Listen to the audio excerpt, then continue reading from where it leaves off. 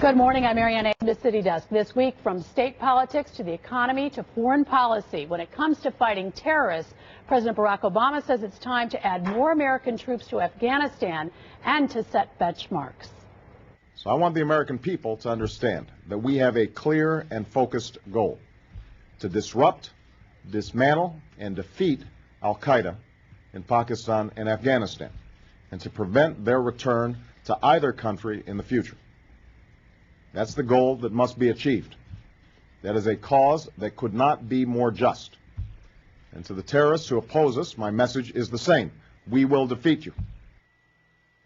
Our guest on City Desk this morning, Congressman Mark Kirk, the only member of Congress to serve as a Navy reservist who has been to Afghanistan this year. You were briefed on the president's change of policy. Where do you stand on it? I'm for it. The president made the right decision to commit 21,000 Americans to Afghanistan, with the key new decision that we double the size of the Afghan police and army, which will take over a year to do. There are going to be critics, though, Congressman, that are going to say, how do we pay for it? And with this military buildup, is there progress as far as curbing the drug war there as well? What other progress are we going to see? Is it really the right way to go? Well, we're making progress in Iraq and bringing troops out of there. And the net reduction of troops overseas will still be positive. More Americans coming home than going to foreign battlefields. But I don't think there's an option. We have to win in Afghanistan, because the Taliban and al-Qaeda would love to take over that government and re-attack European and American cities. You have such an interesting perspective because you were there, and when you came back in January, you were really just overflowing with information. I mean, do you see that this could make a difference in what happens there? It will, because the Afghan mission has very much been on hold for the last. And what we've seen is the rise of the narco-Taliban, fueled by hundreds of millions of dollars in heroin profits, where Afghanistan has become the source of 95% of the world's heroin. Facing this very well-armed enemy, we have to regain momentum, and the president has made the difficult decision to do that. At the same time, back here, folks are focused on the economy. Right. And when are we going to see some progress? This week, the president met with bank presidents. Folks want to know about loans. What do you think? Is there really a recovery going on yet? I think at some point we will hit bottom, but we need some substantive market reforms that should be put in place next week, like the uptick rule, which prevents short sellers from driving the market down. It was in place from 1938 to 2007. We need to bring it back. We also need to reform the mark-to-market accounting rules that have triggered a run on several community banks around the country that will reduce the panic level. And then I believe we should also spend less in Washington, because with $2 trillion in debt, I feel that that is unconscionable to pass on to our kids. Yeah, let's talk a little bit about that. First of all, you voted no on the stimulus. Folks who did support it say it provides 148,000 some jobs here in Illinois. How do you vote no and yet not save those jobs or add new jobs? Because I was for a skinny stimulus. The stimulus bill spent money across 152 federal accounts. Just 11 of them included nearly all the jobs. We are all for spending on highways, roads, railroads, airports. The question is, what about all the other programs, like their proposed resodding of the mall that the Kirk Amendment finally knocked out? Those are a waste of money. And remember, nearly all stimulus dollars were borrowed, much of it from China. I'm very worried that under the plans of the United States, the Bureau of the Public Debt reports we have to borrow $160 billion a week.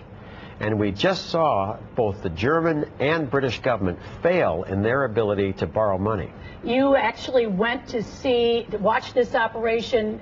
Explain how that works. And actually what we're trying to do is sell $6 trillion in debt here. What if that doesn't? What are the other options? Right. Remember that this all depends on us being able to borrow other people's money. And so I asked, where's the money going to come from? We know that our kids are going to pay this debt, but where's the money going to come from next week? And the answer is a small trading floor on 9th Street in Washington, run by the Bureau of the Public Debt, is the office that actually offers this. There used to be 45 major lenders to the United States government. It's down to 16. Most of the lenders are foreign. And from that trading floor, I watched the U.S. government go $34 billion in debt in just 15 minutes. And there is a no-spin zone here. Either the debt is sold to the public or it's not. Results are published within 90 seconds. And I asked them, have any other governments failed in their auction of debt? And they said, why, yes. 2 major industrialized democracies have already failed. There is so much debt being offered to the markets that we're seeing a stress on the system and a danger that if the U.S. ever auctioned debt and we failed, it would really trigger another market panic. There are going to be critics who are going to say about voting no on the stimulus that you did vote for the Bush budgets. What was the difference? They were also huge deficits there, too. Right, absolutely. But the deficits are much, much larger now. The deficit last year for the federal government was $455 billion, which was a staggering sum. But the deficit projected this year by Congressional Budget Office is $2.6 trillion. We're doubling federal debt built up from the Washington administration to the Bush administrations in just the first 3 months of the new Congress.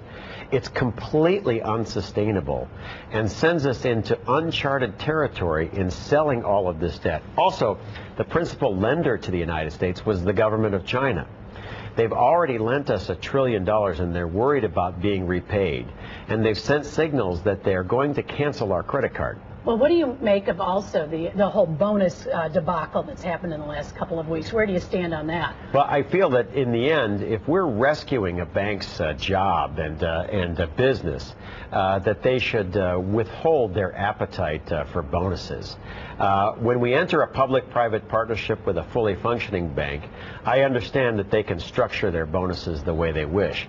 But in cases in which we're preventing the entire failure of an institution, it's not really appropriate to pay a bonus to an institution whose leaders have already led it into bankruptcy. All right, Congressman Kirk, we need to take a break for just a moment, and we will take a break and be right back.